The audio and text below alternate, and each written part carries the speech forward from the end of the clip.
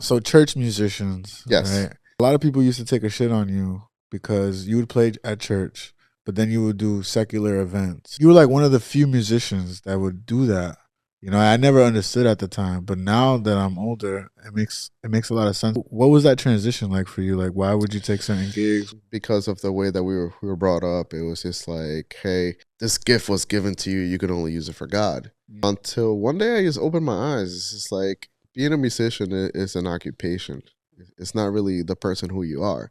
It's just that's the occupation that I was living by, and I was able to live and get my money from. That's a good way to put You it. know, Yeah. Was it hard, the transition going through? Yes, because I grew up playing worship and then going from there to playing secular. What I learned was what was my identity.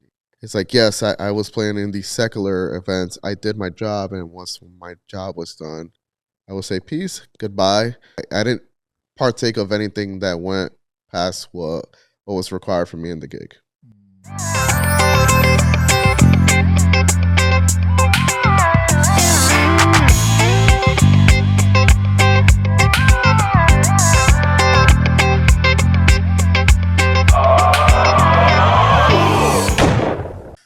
Welcome to the Everything and Anything podcast, where we talk about everything and anything. I'm your host, Frank. I'm your host, Uzi. And today we got our friend, our boy, our brother, Sway in the I've building. been looking forward to doing this one, yo. What's up, Sway, guys? we got the man, the myth, the legend. Yes, sir. Yes, Yes, sir. sir. A man with many hats, Yes. many talents. Yes. How you doing today, bro? How you doing? How Pretty you guys good, doing pretty today? good. Plenty of glasses too. Yeah, we get that a lot. People are like, why you be wearing those glasses on the podcast? Because I can. That's There you why. go. Yeah. There you go. You get your own podcast and then you put your own glasses As on. we should. You know what I'm saying? Nah, but bro, we're so blessed to have you for real, for real. I mean, Thank you, man. we already having conversation in the car. You know, I wish that would have been recorded. Yeah, yo. But yeah, we had some dope conversations in the car, so I kind of want to like take off from there. Like, so what you got going on right now, man? What's I know. the current Sway? Yeah, What's yeah. going on? We'll get um, into what you've done, but right now, what you into right now? No, right now I've been like what we talked about in the car. I just been on a personal journey. Just trying to grow spiritually, mentally. Yeah, just trying to be a better dad, trying to better myself, and yeah, trying to see how I can become more effective without overdoing everything Yeah. and finding myself as well. Yeah. Yeah, I think that's important, bro. Finding that balance. You Balance, yeah, it's tough because there's so many things that we can do, and we always want to be in everything, but we just kind of have to step back and understand and realize what's important. And right now, it's that season for me where I'm just focusing on family, Yeah. education, and You have and you have a beautiful family, by the way. I Thank just you, met them bro. recently for the first time, bro.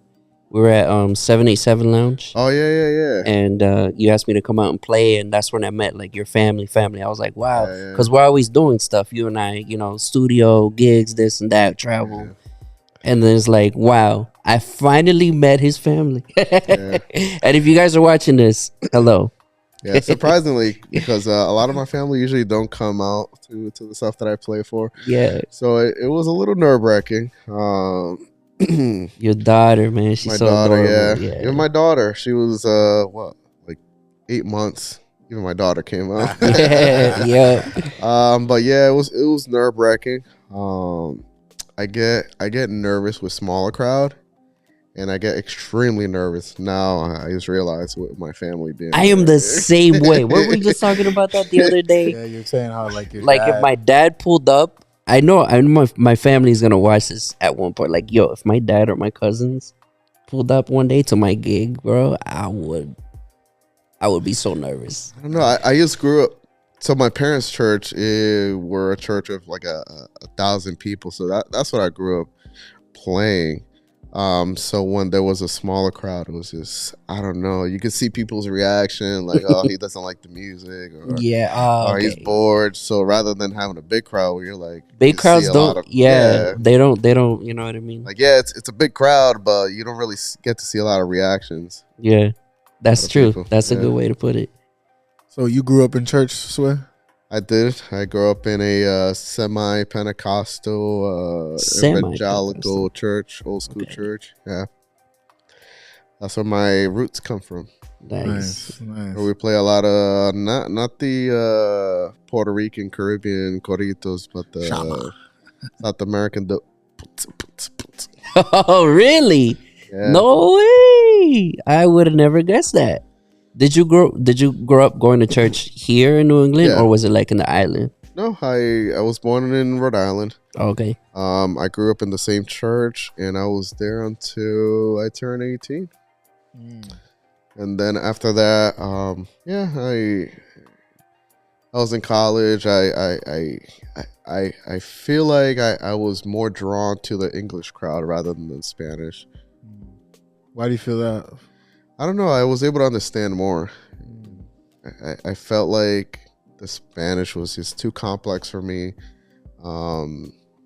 Even reading the Bible, it was just like there was a lot of Muy strange, serio. yeah, it was a lot of strange words, and it was just like, I don't know, the Spanish Christianity seemed more holier than. No, I was kidding.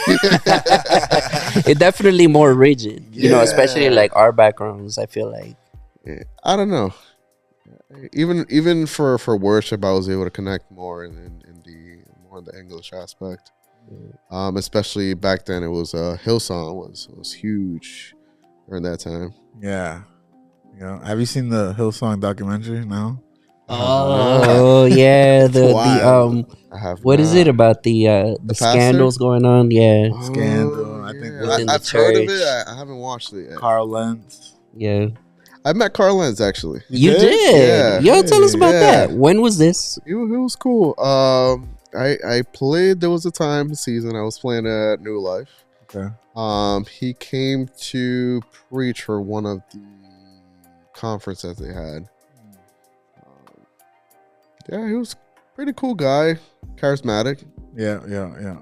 Wow. How long have you been playing? So you play drums. I right? play drums. You're a photographer, right? I'm a videographer. You're a yes. videographer. You can manage artists, Yes. right? You do a lot of what comes with videographing and photography is a lot of editing. Yes. This guy runs Providence. Let's just put it like that. Like he's the back Yeah. scenes guy that a lot of people don't talk about. He's like your friendly neighborhood Spider-Man. Like Yo. you're like webbed to a lot of people in Yo. Providence.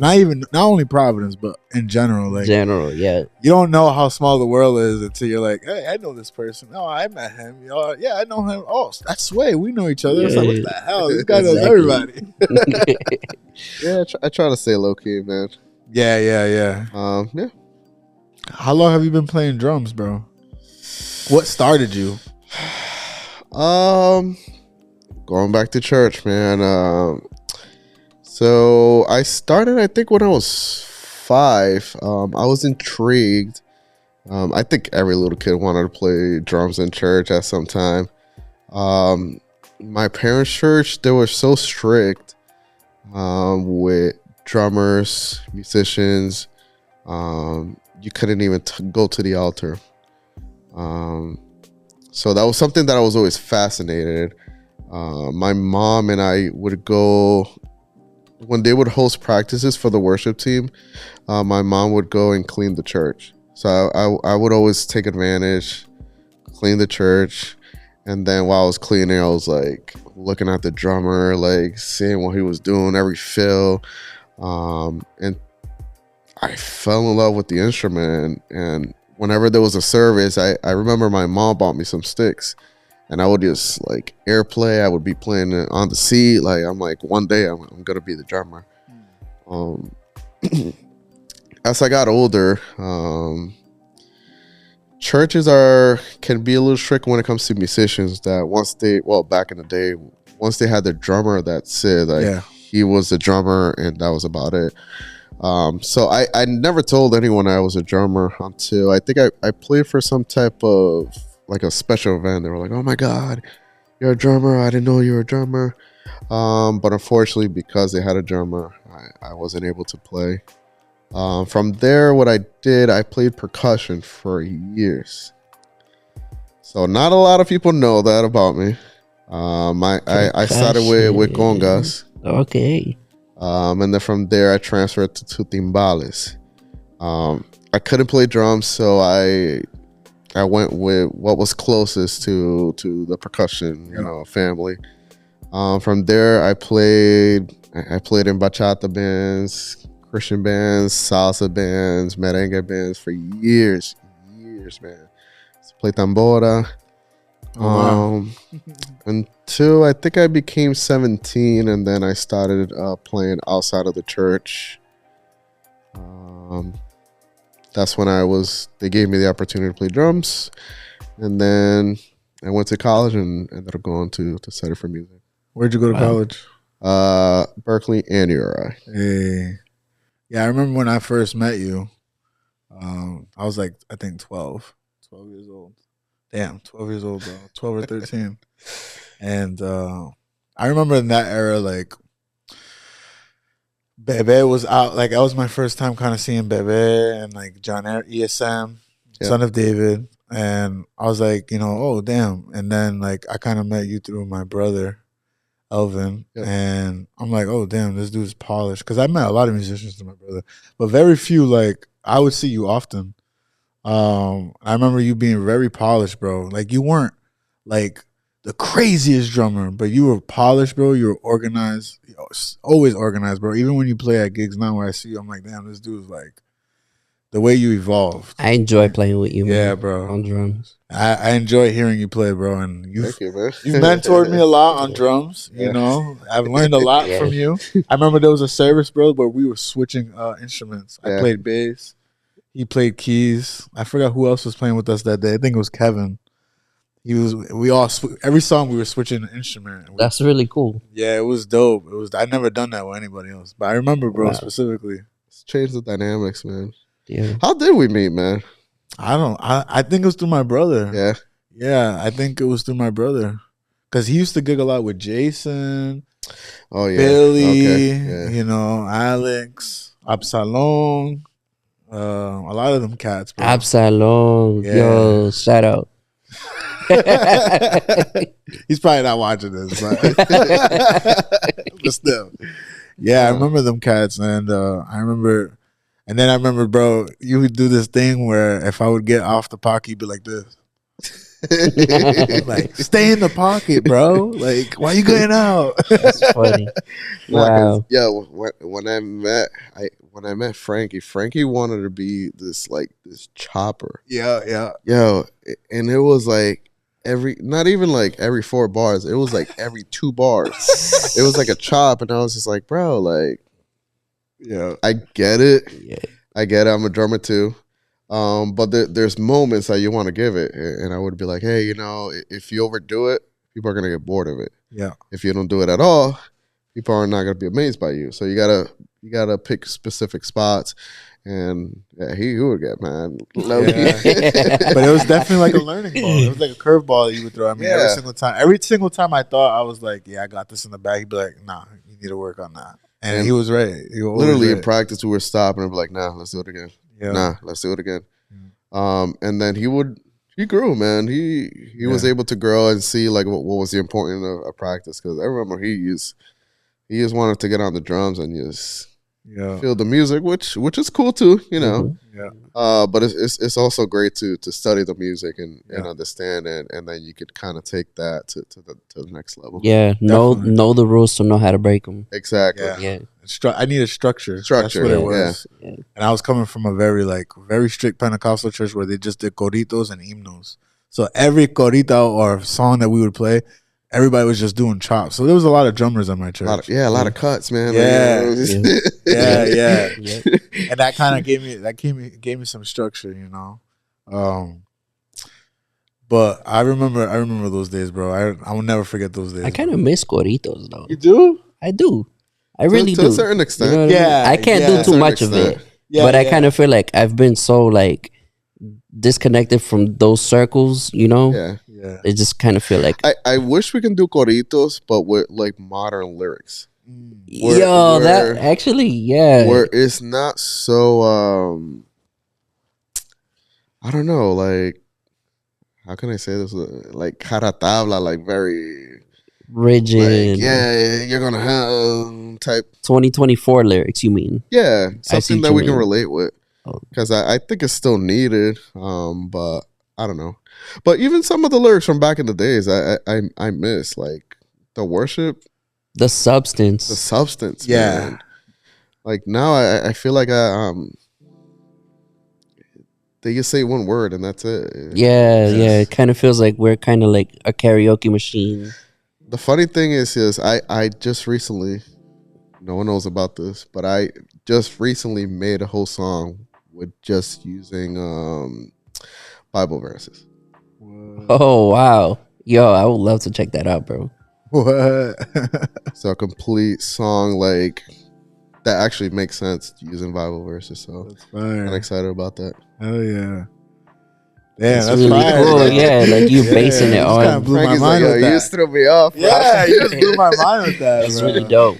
Real dope. Yo, so like, all right, let's get into this real quick. So church musicians, Yes. right? A lot of people used to take a shit on you because you would play at church, but then you would do secular events. Okay. So why would you you were like one of the few musicians that would do that.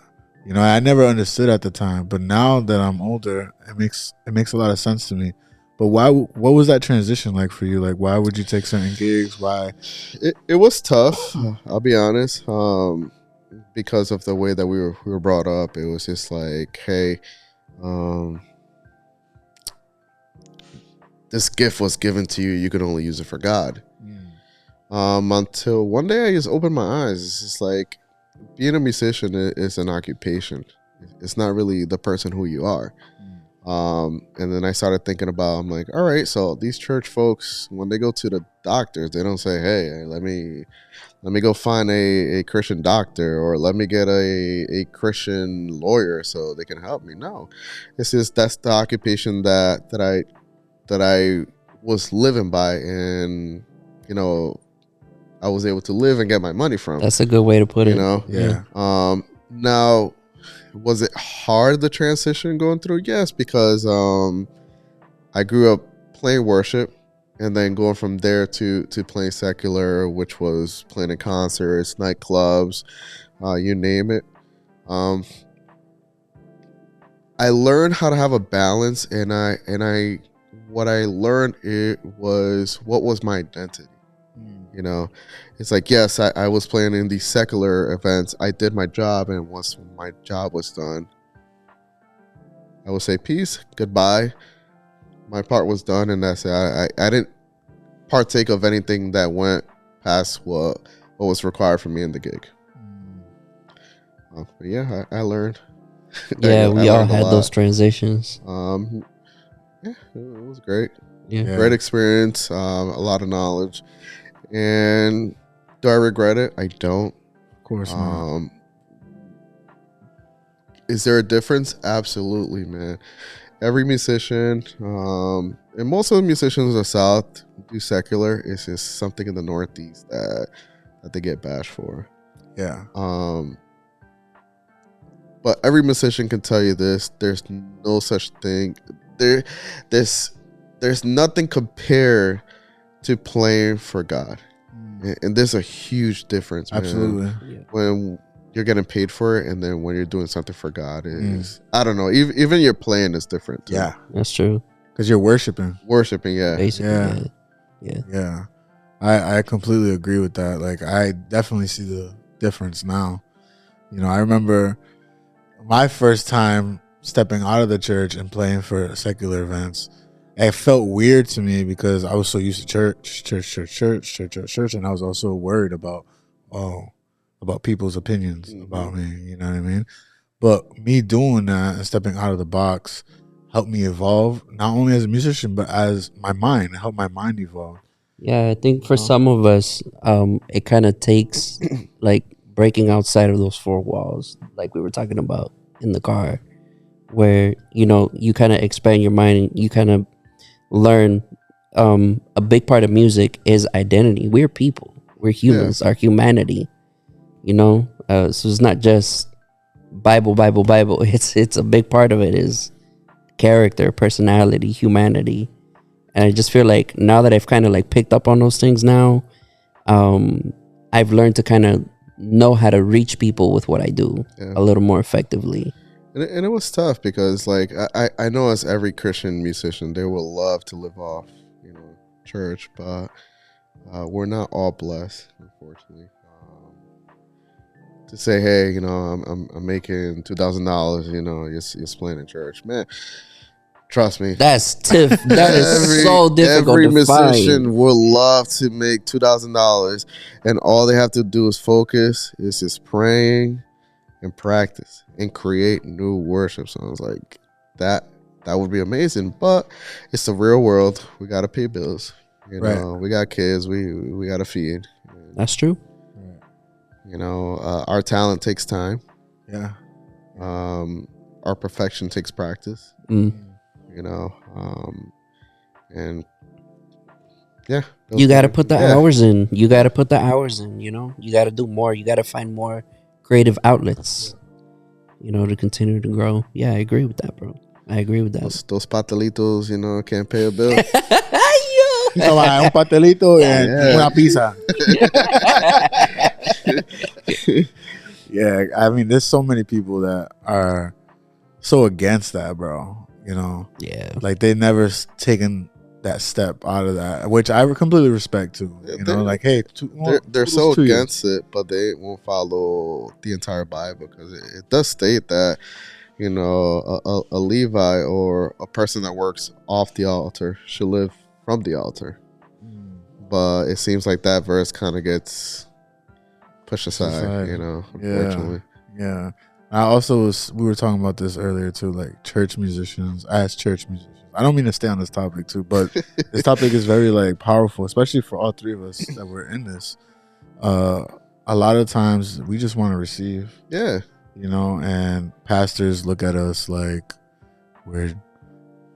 they look at us like, oh, he's a musician, put him on. Yeah. Like they don't really take the time. Some pastors, they don't take the time out to really get to know us, to even see if that's what we want to do, like where we are mentally. I know we've all been through that, bro. And that's been like one of the things I've been looking for for a church. Like, I don't want to play at a church. I just kind of want to sit there and receive. Like I remember I used to go to church a lot, right? And I remember just, if the worship is dope, I'm there. But if the worship is trash, I'm not there. Yeah. And God kind of had to change that mentality on me, because one time I went to a service, worship was trash, like really trash. But the word was really what fed me spiritually. Yeah. And God kind of was like, don't focus on the music so much. Focus on what I'm trying to tell you and give you, And that opened my eyes to a lot of things, I would say, I'm going to ask you this. What is your, what does God mean to you now? Because I know you were raised in church and you kind of like went astray. You did your own thing. You didn't want to hear about church. In what way? And any way you think, like, what does God mean to you now that you're like kind of being more established in the walk of God? It's too broad, man. But if I can narrow it down, God for me, it means he's in everything, not confided to the four walls, where we're so stuck on that we can only find God within church, within a preacher, or within worship music.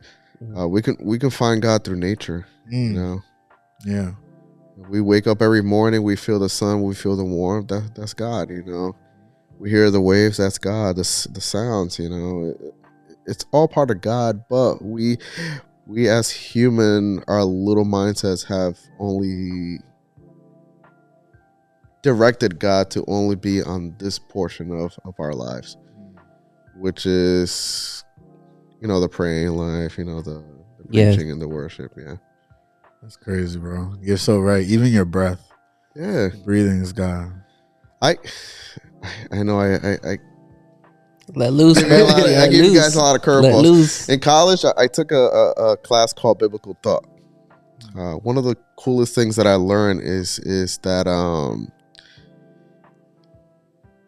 that the smallest atom is a sound wave.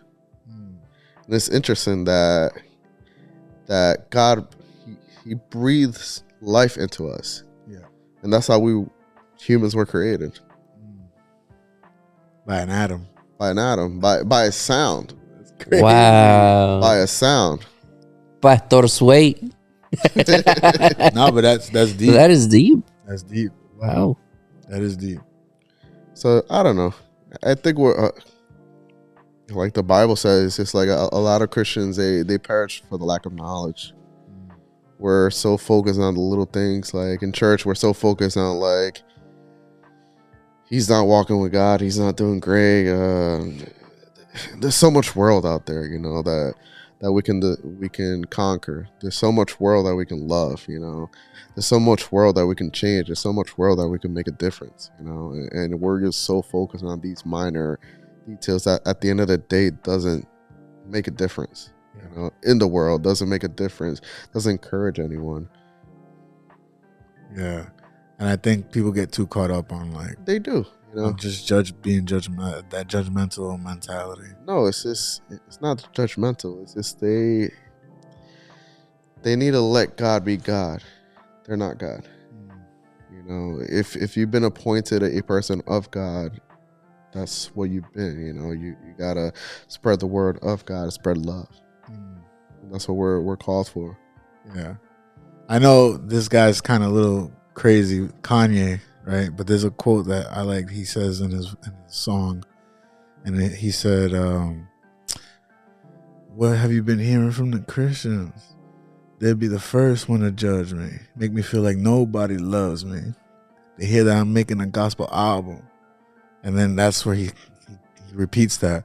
And it's like, dude, it's so true. Like, just because of what he was calling himself Jesus, he was going all out. Yeah. Like, he was going crazy, That's in true. my opinion. So when everybody found out that he was doing a gospel album, that song where like really hit me like, damn, like I understand where he's coming from. No, but it's in every aspect. Yeah. It's not only him.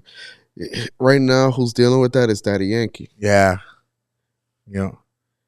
It's just like, just because he has a great influence, he has a past. Now,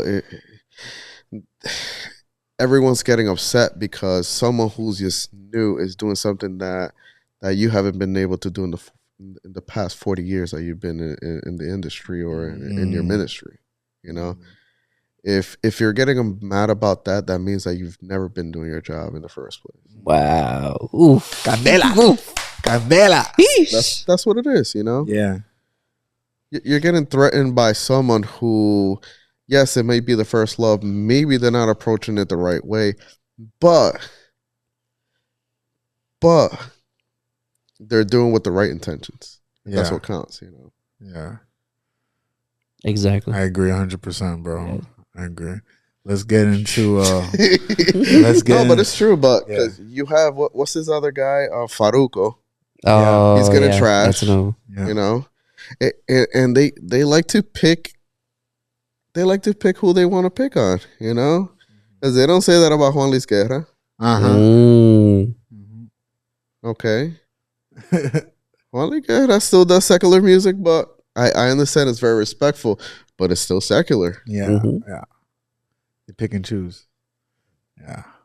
That's interesting. That's funny. Wow. Yeah. That's so true. So like we mentioned earlier, you're a videographer, photographer. What are some big names that you've worked with? And I work with Frankie. Hey. This guy, man, gotta get his autograph now. About to blow up. Yeah, I have worked with a lot of cool guys. I've been blessed. I got to meet. Actually, my videography started when I was 12 in church. Oh, So that was actually my first ministry at church. camcorder.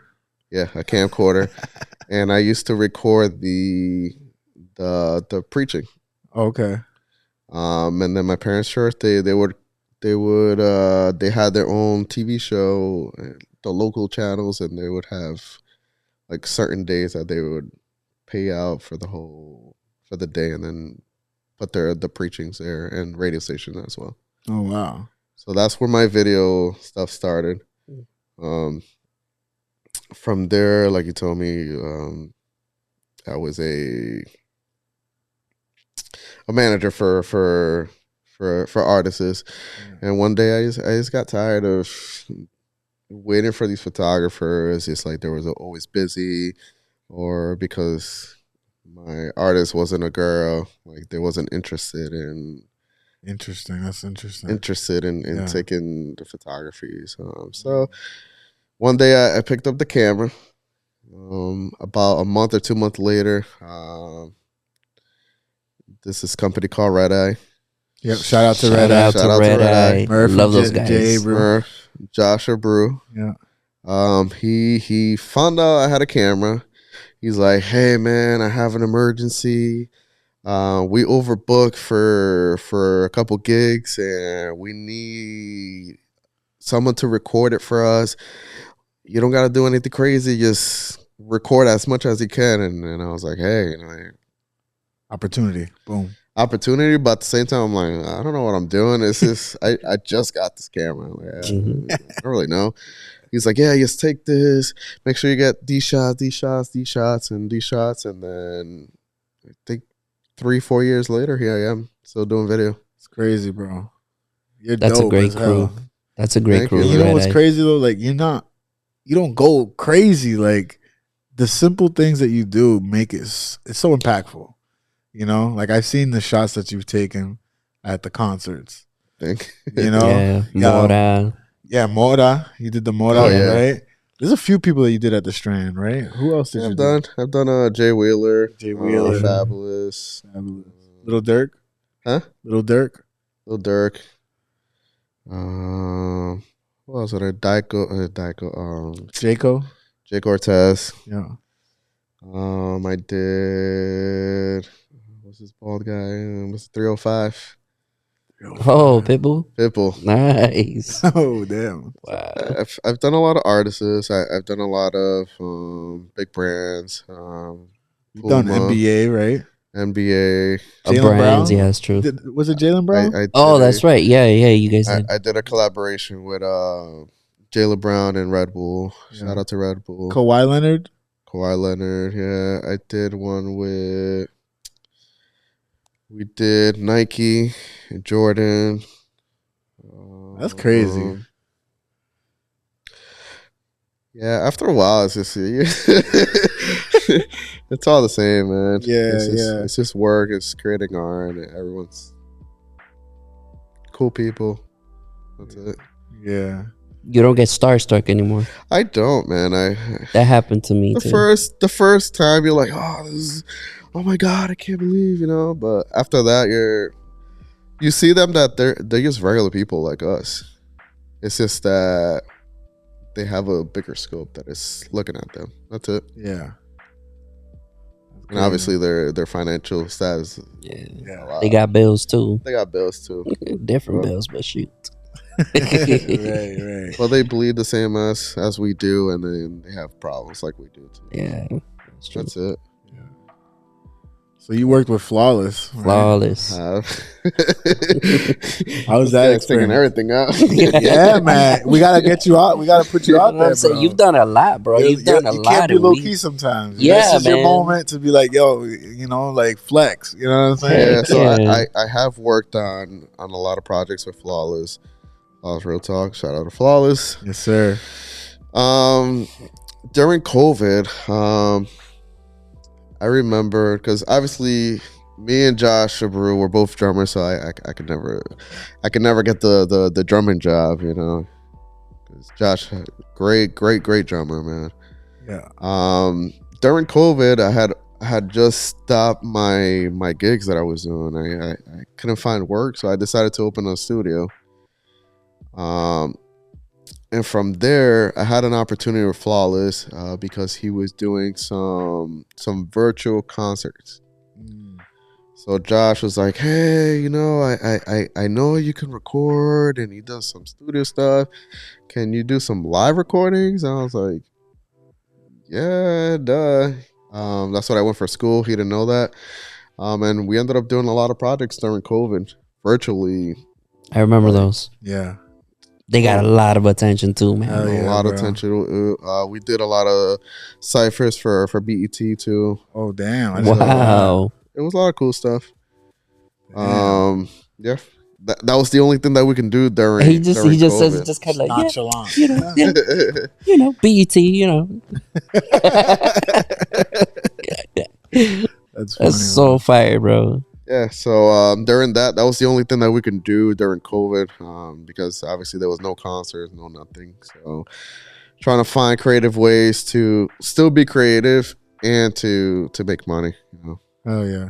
You did a couple of my songs. Yeah. You did a lot of my songs. You did Lost Love, Girls These Days that I put out. I think I'm missing one more. But there's other songs that are not that are still not released. Yes, Which I'm gonna be releasing them. Uh-huh. I am. I swear, I am. I'm excited. I'm kind of just like I want to come back to them. Yeah. But your sound, bro, your sound, the way you like, Arrange, produce.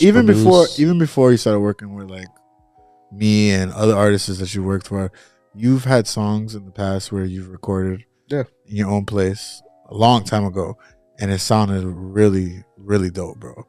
And I always knew you had an ear for that, bro. Always knew when you had an ear. So when I found out you had a studio, I was like, damn, I gotta work with Sway. What is the name of your studio? Swayway Productions. Man. And I knew that, by the way. I just wanted them to know. Yeah, of course.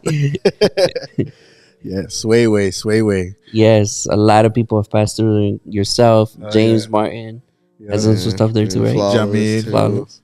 Jamil. Jamil. yeah. Yeah, a bunch of nobody. No, I was kidding. Oh, Nah, these artists are great, man. I work with a lot of great artists, man. It's very tough for me to work with artists. It's hard for me to open. Not that I don't like to. It's just I'm very picky with selective. That's a better word. I'm very selective with who I work with. Frankie, love working with Frankie because he's very musically inclined. He has these ideas when he goes to the studio, and it's just like, oh man, here we go again. Yeah. Because he'll be like, yeah, because I want to do this genre and mix it with this, and it's just like, okay, man. And that's what I always enjoyed working with Frankie, because he always gave me a challenge, and it was just like, all right, how can I merge these two genres and still give its respect, but at the same time be innovative and be creative about it. Yeah. There was times where you're like, dude, that's not gonna work. Let's do this instead. Or I remember because this is like, oh, this is your first time recording, huh? I'm like, yeah. He's like, all right, next time, come prepared, come with lyrics. You could freestyle some melodies or just practice at home, and then when you come here, that way we're not wasting anybody's time. We could record and we'll get some good shit recorded. Yeah. And that's what every time, like, I'll get better at it. Trust the engineer. Yeah. I mean, I didn't want to get rich off this, I'm preparing this, Yo. Yo, so true, bro. Yo. So true. Nah, it used to bless me. A lot, bro. So like I want to say this too, like, so working with Yamil, because Yamil's a reggaeton artist, right? And then working with Flawless, what were like the challenges that you had to use? Like, what plugins you had to use for Yamil? What were the things that you had to switch up? Tough, man, because first you need to understand who the artist is and what is their outcome. So obviously going from Yamil to Flawless is like completely opposites. Yeah. Yamil obviously is more melodic, and where Flawless is more rhythmic. Things that I use, Flawless is very picky with his sound, As he should. He was very not concerned, but he was very involved in every step. he would literally ask like, why am I using this plugin, or why am I editing the way that I'm editing? Like, what's the science behind it? So it was different working with him. Yeah. Definitely challenging. And then also with Yamil, because it's the toughest thing is finding a person's sound, you know, and it's just like the way that I like to edit. I don't like to edit with the same plugins, if that makes sense, because I'm not editing the same songs all the time, Right. you know. So that's the way I view music. It's just like, all right, this is the sound that he's trying to go for. Let me see what I can do different to kind of adapt to that sound that he wants to go for. Yeah, like I said, Frankie used to challenge me so much because the style of genres that he would switch. Like one day he wanted to sound like Tory Lanez, and then the next day he wanted to sound like Drake, you know. But I understood him, you know. Yeah. But it was fun. Yeah, and I think like once I knew like what I really wanted to sound like, I think it became easier. Yeah. When we came to the studio, you'd be like, all right, I already know what to do with your vocal. Yeah. With the vocal chain, what to throw on there, what to take away. No, I definitely saw your growth, man, because from the first time That comes with time. Yeah, for the first time he came, it was just like Frankie, like when he doesn't know something is an excuse. I laugh because he's like, yeah, you know what is it? It's just like for some reason, like I got it, but it's just like it's not coming out. Like and I'm like, dude, like I've been recording for a long time. I know when someone doesn't come prepared or not. Like, Yeah. So no, but he definitely grew. Even melodically, I remember lyrically when he first started, it was like, yeah, it was a little corny. Yeah. And I would sit down with him and be like, hey, you know, switch out these words and to kind of make it more eloquent or make it more sense or not too predictable, you know. Yeah. And his lyric has grown, his melodic mentality has grown. Do you enjoy that stage in the creation process where you're developing an artist? I do when the artist wants to be developed. I like that. Yeah. I have dealt with artists that that's the way, because I like meeting artists halfway, and it's just like, all right, I'm gonna let you do your thing, but let me help you do your thing as well. I've had artists it's just like, this is the way I want it, this is the way it's gonna go, and I'm like, okay, so you're just hiring me as an engineer, while other people hire me as it could be a vocal coach, it can be a way that you may pronounce something. Like I used to bother him about pronunciations on certain words. It's like I understand what you're saying because I know you, but if someone else listens to what you're saying, they're not going to understand you. Because you're not pronouncing, or you're cutting corners not to pronounce, let's say, the T or the S at the end of the like you were talking about my breaths too. The breaths too. We would sit down, and that's super important. A lot of these artists don't sit down. I think I sat down with Frankie. We would print out lyrics and predetermine where he was going to take breaths while recording. That's wise. I like that. So he can control his breath and not run out of breath for certain phrases. Understand how long he needed to take his breath, because there's some phrases that you can't stop in the middle of it and then try to keep recording, because it loses the whole momentum, or you try to re-record the second part. It's just like, I didn't really get the energy that I got on the first part. I used to cut corners. I used to be like, oh, let me just punch in there. Let me punch in. You're like, nah, start it over. And then I like to, you know what I like too, what I grab from them when I record on my own? Doing multiple takes, bro. Just do like 10 takes. Just keep doing a couple takes until you really feel like you're getting that energy and that melodic sound that you want in the song. You know, every time I do that, I might not get it the first few times, but once you do something repetitively, you kind of catch on to the rhythm and the flow that you really want. Because I call it like the first 4 takes is always a trial. Like even with the podcast, like as soon as someone hears that they're gonna press record, we start getting into our heads Yeah. like, oh, like what am I supposed to say, or how am I supposed to sound? And we see that too sometimes with people that we have to interview. Yeah, like we're more concerned about like the way that we articulate, and we forget like, yo, we're artists. Like, let's just feel and flow with it. Yeah. Yeah. You know, we already prepared ourselves, right, Frankie? Right.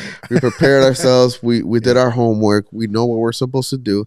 So when we get to, we practice it so many times that when we get there, we're just performing. We're living. You know what? Or if it's storytelling, we're portraying or living that actor. Yeah. You know. So yeah. Yeah. How many times we're like, oh, let's hear it in the car. Sound like trash. You're like, oh, we gotta go back. A lot of times. We gotta go back. All right, I know what to fix. Boom, boom, boom, boom, boom, boom. We go back and sounded way better. A lot of times, man. It's a try and error, man. No one's perfect. Yeah. I'm not a machine. Yeah. I'm not a machine, and you all I can do is just keep on learning. Yeah. And keep on growing. That's it. Exactly. Oh yeah. Exactly. Where do you see your Swayway Productions in 5 years? It's tough, man, because I've been slowing down on a lot of my production stuff. I'm getting older. Yeah. Getting tired of traveling, man. I'll be honest. It's hard to believe that. I love traveling when it's for pleasure, Vacation, not for work, man. Gotcha. I travel a lot, man. I don't post it, but I travel a lot, man. Yeah, it's tough, you know, because you're overly working, you're overly tired. Like, just before you get in there, you're already tired. Mm-hmm. Because you had to wait in the airport, then plus a flood. You're getting there, you're hungry, and then you gotta forget about that. Yeah. And then work. Yeah. You know. Yeah. So it's tough. Where do I see myself years from now? It's been a goal for me. I will love to open a non-profit and give back to my community where I grew up. Okay. In what way? I would love to open a center, an art center for kids to have an after school program.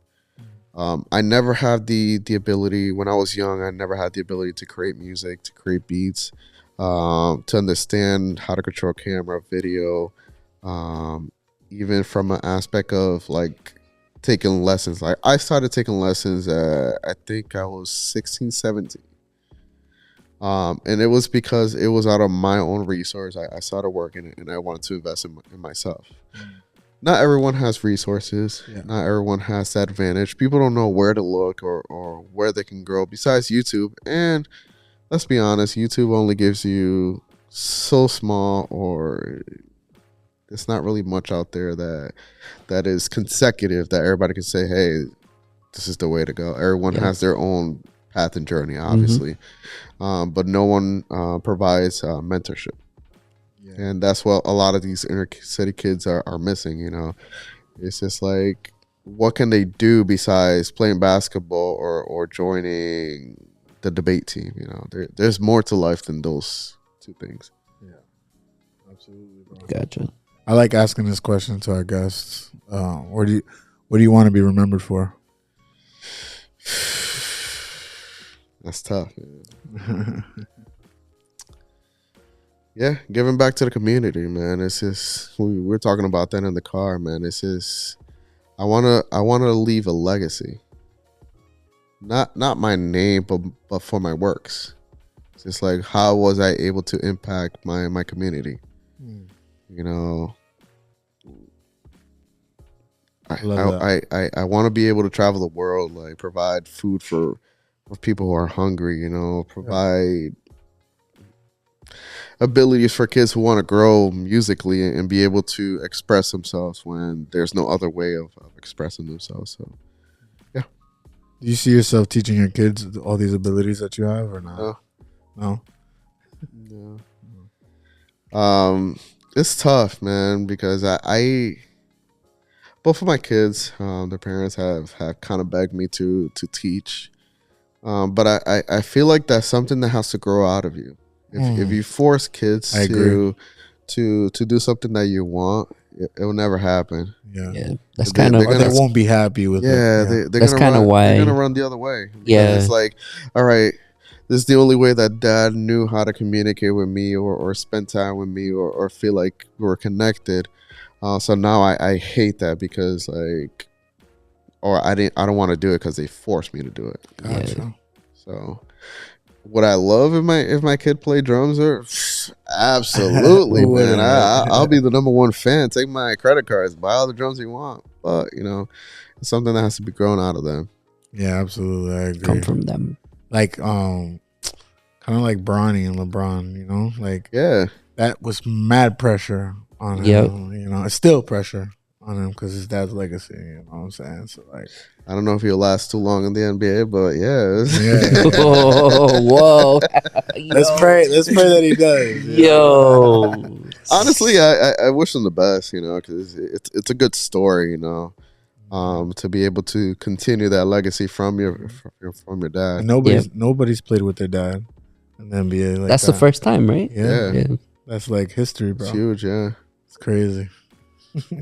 Yo, so what do you have coming up next? What do you have going on right now? Like coming up? What is shout out? Give it a shout out. Like Now I want to give a shout out to all my artists Yeah. that I work with. Frankie, definitely Skip to Dip. I know you gave me a shout out, Skip. so I'm giving a shout out back. Yamil en la casa, as always, my brother from another Jamil. mother. We love you, Yamil. What's slick hair? I forget.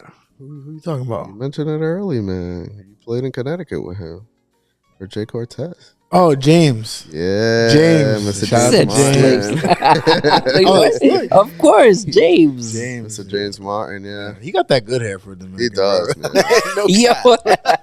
He does. He Sometimes does. I want to Fucking ask him, sepa. be like, yo, what you do? Like, I wanna have your hair too, bro. My hair's so thin. Yeah. Playing ball with him, that's what you see. Is his hair like Yeah. Yo. Does he still play with his headband? I didn't see him. I don't think he played with a headband the day I went, but he probably does still. Yeah. Yeah. In the music video, I think he was playing with a headband. Headband? Yeah, he's Yeah. this guy's always headbands, man.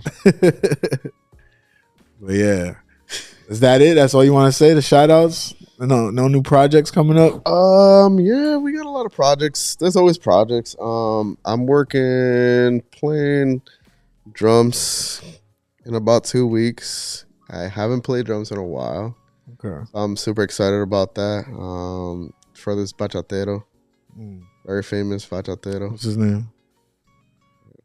They're gonna play his music. Who's on the gig with you? From the guys that I know is Max Mejia, sorry. Okay. Oh, okay. Okay. It's not one of the bachateros is Dominic. Oh, Martha?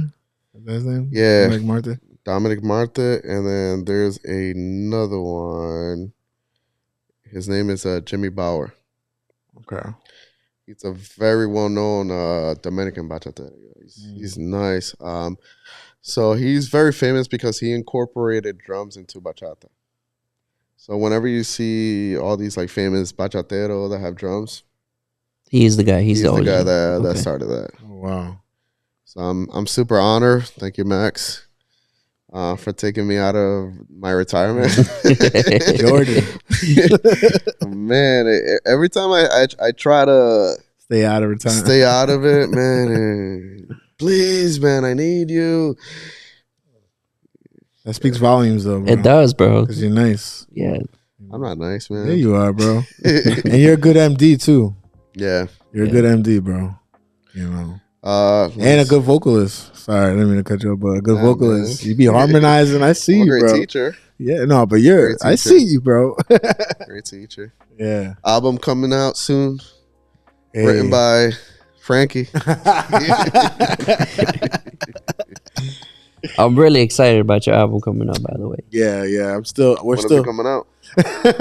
I don't know yet. The date is still unknown, but it's gonna be soon. Hopefully next year. I want to drop next year. That's what I want to do. Honestly, all jokes aside, I definitely would love to throw an album next year. Solo. Solo. Wow. Like you singing and rapping? I mean, you don't I rap, don't rap, but yeah. you singing? Yeah. Okay, that'd be fire. Singing, yeah. Do like a album release party. I support it. Hell yeah. But I want to do something different, man. Mm. Because I feel like the church music has been so stagnant, where nothing has grown. I feel like everything is split into like maybe 3 different genres, and that's it. Which is urban, CCM. And then gospel, and that's it. Like I like what Kanye was doing. He was getting outside of the box. Sunday but service, then yeah. obviously he was kind of getting shut down for his behavior.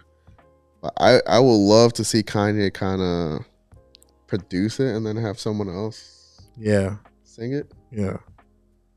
Hell yeah. Yeah. Let's see. Definitely be great. I would love to see a lot of the old cats come back too. Like who? I don't know. I would like to see the old Israel. Ooh. I like that. That's yeah. Martha Munizzi. Yes. Like when music had more than 4 chords. Yeah, substance. There was more substance. Yeah. You know what I mean? Lyric wise, it was heavy, man. Like I feel like Spanish artists in the early 2000s, late 90s had like a really strong identity. Marcos Witt. Exactly. He's like the godfather Remember of that guy at the theater? Bro, we gotta tell the story. It was like, Wait, did we already say this? I don't remember, but I we gotta feel say like it we again. Sway's never heard this. That we went to go see the last John Wick that came out, and there was a kid there dressed up like John Wick to the T. He had a suit on, everything. I was ready for him to take out Like the gun. super you know what I'm fan, saying? bro. Like, And I think we had This gotten guy. there so late because when you get to the IMAX late, they close the gates. So I think he was waiting for a friend to come out and to bring him in, and his friend never came out. So he was there talking hella crap the whole time. we were trying to talk to him. He was forcing a conversation. He was forcing a conversation with me, him, and our boy Vlad. Oh, Vlad, you remember Vlad? Yeah. And bro, I couldn't help it. I laughed. I was laughing in his face because of how pissed he was. Yeah, he And just then woke this shut dude, up. This dude made a comment. He was like, with his Marcos Witt looking at us. I started crying, bro. But the kid is like looking dead at us, like in the face. I'm like, bro, this guy looks just like Marcus black Witt. tie. Yeah. And what's crazy is, even after that, he kept trying to force talking, the bro. conversation, bro. It was so funny, bro. I would never forget that. Hilarious. Yeah. Crazy, man. Yo, but Sway, we love you, bro. We support Yeah, you. yeah, If you're really serious about that album, we'll support that. We'll push that out. Absolutely. We'll help you no matter what, bro. Definitely. We're here, bro. I want to grow, man. Like I said, I just want to grow. I want to make an impact, and I think it's time that I kind of come out of my shell. Mm-hmm. I agree. Yeah. It's been prophesied that not to get so religious, but it's been prophesied that I would be like a music director, worshiper to travel around the world. It's something that I've never accepted for me, but as the years go, it's like, man, this desire of like creating a new sound, you know. It's just like there's so many people that are hungry looking for God and they have nowhere else to turn. That's true. I'm really happy that your mentality is transitioning to that. Yeah. To that, you know, because like I said earlier, I remember you were just so tired of that, you know, like the churches like being mistreated and not having that respect for musicians and for you as a person, you know. So I'm really happy that you're in that mind space, bro. Thank really you. happy, bro. Yeah, bro. All right, bro. We love you. You know, we want you back. You know, me and Uzi, we personally know you, so it feels great to have. We were really have excited you to on. have you, bro. Yeah, and Uzi had mentioned, he's like, "Yo, let's get Sway," and then I was like, "Dude, you're freaking right. Let's get Exactly, Sway, like- bro. What the hell?" Always in the background, always in the back scenes, but everybody knows this guy in Prov. Yeah, If literally. you don't know him, you need to follow. What are some of your social media handles? Yeah, so Sway.Rodriguez. Okay. And for my video stuff, anything related to production, video, photography, audio, Swayway Productions. Swayway Productions. Swayway Productions. You heard it, baby. This is the Everything and Anything podcast. Thank you for watching. We out, baby. We out.